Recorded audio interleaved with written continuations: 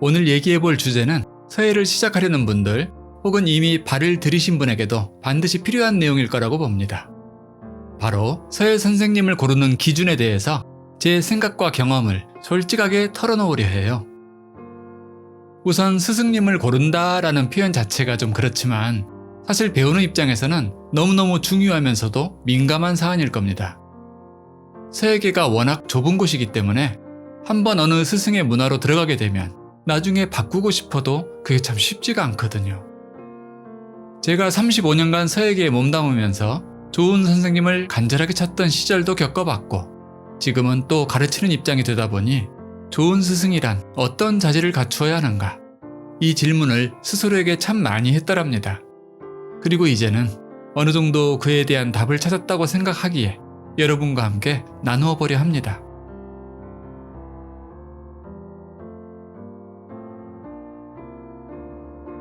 저는 평범하게 직장 생활을 하다가 20대 후반 무렵 취미로 서예를 시작하게 되었습니다. 엄청 풋풋하죠? 제가 처음 선생님을 찾을 적에는 인터넷도 없고 정보를 얻기가 쉽지 않았던 때라 집 근처에 마침 대한민국 서예대전 특선 작가가 계신다기에 무작정 달려가 등록했던 기억이 납니다. 선택의 여지가 없기도 했지만 이렇게 덤벙 선택을 한 후유증은 꽤나 컸습니다. 저는 서예에 올인하기 위해 직장에 사표까지 냈는데 선생님은 다른 곳에 마음이 더 커서 학원을 거의 저에게 맡기다시피 하고는 정치 쪽에 발을 들이셨죠. 나중에는 서실뿐만 아니라 출강마저 저를 대타로 내보내셨습니다. 그 덕에 저는 시급히 실력 연마를 할 수밖에 없었으니 결과적으로는 감사한 일이기도 합니다만 제 공부를 위해서는 더 좋은 스승을 찾아야만 했지요. 이때부터는 수상 경력과는 무관하게 기본 인성과 진짜 실력이 있는 분을 찾고자 했습니다. 일전에 공모전에 대한 컨텐츠에서 언급했듯이 서예계에도 은근히 비리나 파벌이 만연하기 때문에 수상 경력이 반드시 실력과 직결된다고 보긴 어렵거든요. 그래서 도록이나 서예 잡지 등을 통해 작품들을 확인했고 그 실력이 나날이 향상되는 분위기를 바랬습니다. 즉, 지금도 여전히 공부하는 선생님을 찾고자 했던 거죠. 저는 운이 좋게도 그런 스승님을 만나게 되었어요. 심은 전정호 선생님에 대해서는 몇 번의 컨텐츠를 통해 소개해드렸으니 참고하셔도 좋겠습니다. 실력이 출중한 것은 물론이고 지금도 치열하게 공부하고 계신 분이죠. 서예를 임하는 자세도 얼마나 스스로 엄격하신지 모릅니다. 심은 선생님의 스승님은 여초 김응현 선생님이시며 서예의 모든 체의 두루 명필이셨습니다. 지금은 돌아가셨지만 그 명망은 당대 세계 최고였다고 봅니다. 저는 그분께 체본을 받아본 적은 없지만 동방서법 탐원회를 통해 서예 이론을 배웠습니다. 말하자면 그 정신을 배웠다고 할 수 있지요.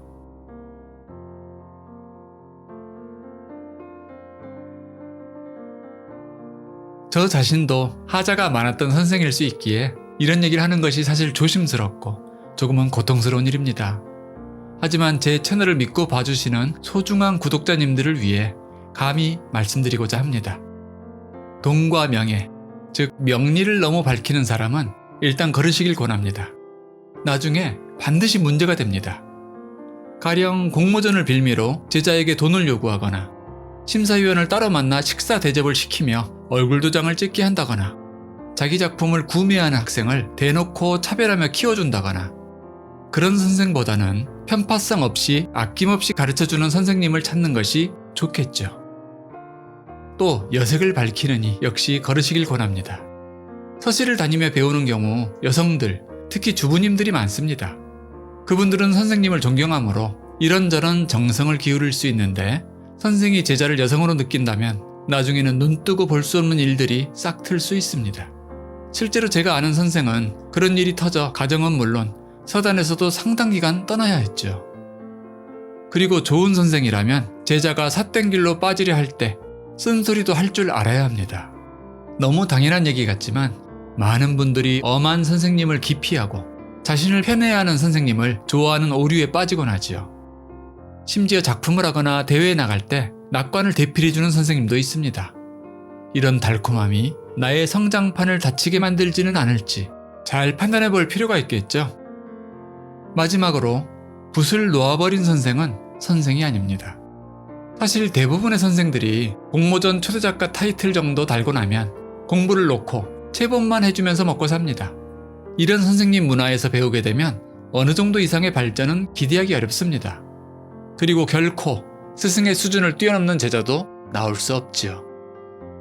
저 역시 현재 서예통신교육과 유튜브 서예학원을 통해 회원님들을 지도하는 입장입니다.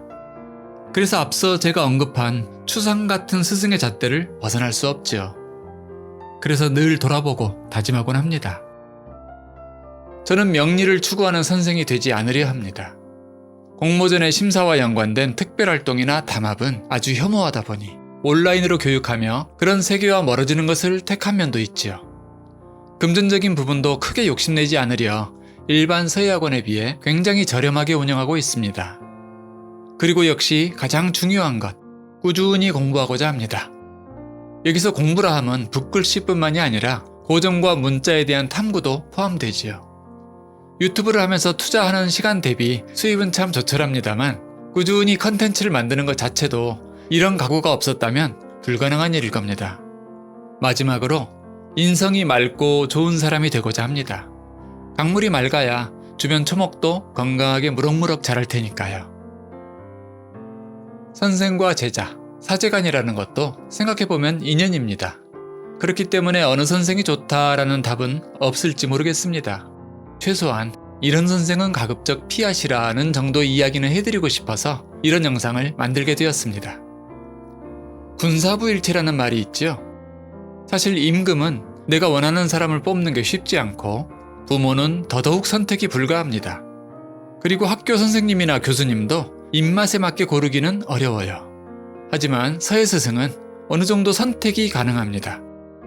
서예라는 레이스는 결코 단거리가 아니며 거의 인생과 함께 굴러가는 공부라고 봐도 무방할 겁니다.